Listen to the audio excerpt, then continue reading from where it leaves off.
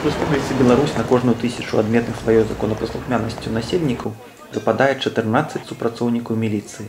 Гэта ў 4 разы больш, чым у Польшы, у 2 разы больш, чым ва ўкраіне і ў 1,5 разы больш, чым у Расіі. Чаму міліцыянтаў так много? Каго яны ахоўваюць? Ці давяраеце вы ім? З такімі пытаннямі мы звярнуліся да жыхароў сталіцы. Потому что правительство боится своего народа. Кого она охраняет? Мне кажется, правительство и этих всех чиновников, вот этих всех, не людей же.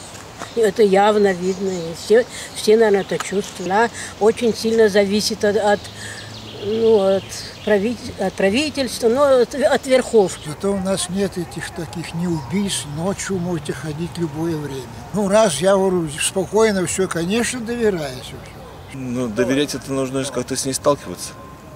А если я не сталкивался никогда, мне, понимаете, этот вопрос даже как-то не стоял. Не очень-то приличные попадаются милиционеры.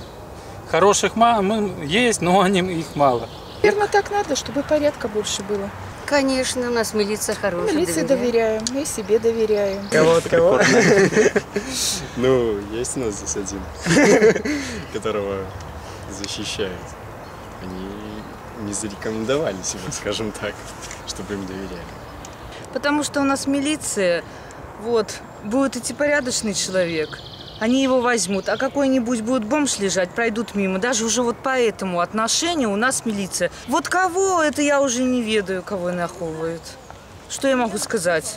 Разные есть и порядочные, много у нас таких. Доверяю, я с ней сталкиваюсь редко. В принципе, порядок должен был охраняться, соответственно, и количество людей, его поддерживающих, должно быть большое. Вельми больное питание. Это в Минске их много, а в провинции поменьше. Режим боится народа, поэтому я так мяркую. Пры ўсёй шматлікасці беларускай міліцыі, пра эфектыўнасць яе працы, менавіта як ахоўнікаў правоў і свабодаў грамадзян, можна гаварыць з вялікай нацяжкай. Узровень даверу да беларускіх міліцыянтаў невысокі. Паводле дадзеных НСПД, толькі 35% грамадзян давяраюць беларускай міліцыі. Гэта ў 2 разы ніжэй, чым у развітых краінах. Афіцыйныя дадзеныя пацвярджаюць вынікі даследаванняў. Паводле звестак МУС, толькі 30% грамадзян цалкам давяраюць міліцыянтам.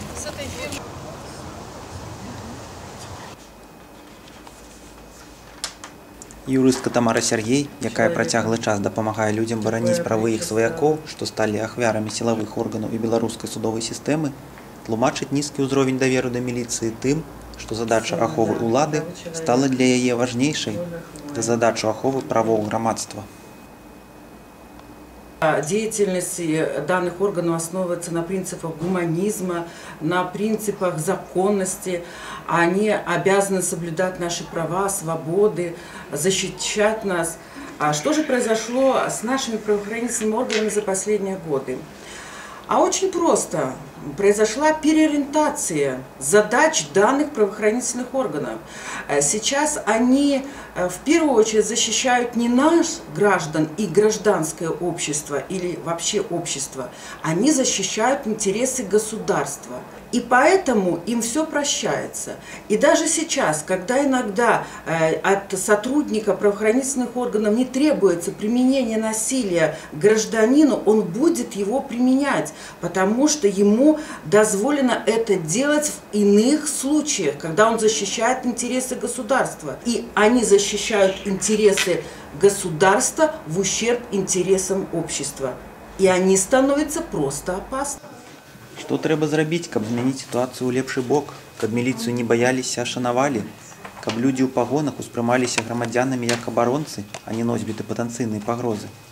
Сваё бачанне на гэта выказвае праваабаронца «Вясны», які шмат гадоў працаваў у сістэме МУС, Андрэй Палуда.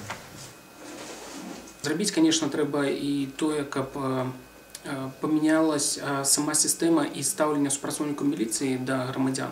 Таму што, на мой погляд, яны разглядаюцца проста як нейкі матэрыял, з якім яны працуюць. Ну і па-другое, вось сама сістэма працы супрацоўнікаў міліцыі, зразумела, якая ідзе, скажем так, з самага верху, самых высокіх кабінетаў гэтай сістэмы, яна таксама мусіць памяняцца. Трэба мяняць всю сістэму стаўлення, пачынаючы ад самага верху і заканчиваючы самым простым супрацоўнікам міліцыі. Учыць супрацоўнікам міліцыі не проста, каб яны сидзелі і канспектировали нейкія там загады на палітінфармацыі, так бы мовіць, як это было і в арміі, там шмат хто з гэтым стукаўся і ведае.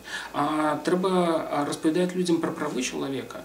Трэба, каб быў больш такі цесны, моцны кантакт з прадстаўнікамі, я не ведаю, грамадзянскай супольнасці.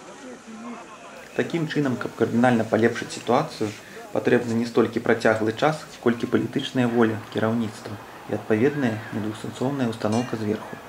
Тады можна спадзявацца на паступовае аднаўленне даверу да міліцыі, якая напраўдзе будзе стаяць на абароне правоў і свабодаў грамадзяніна.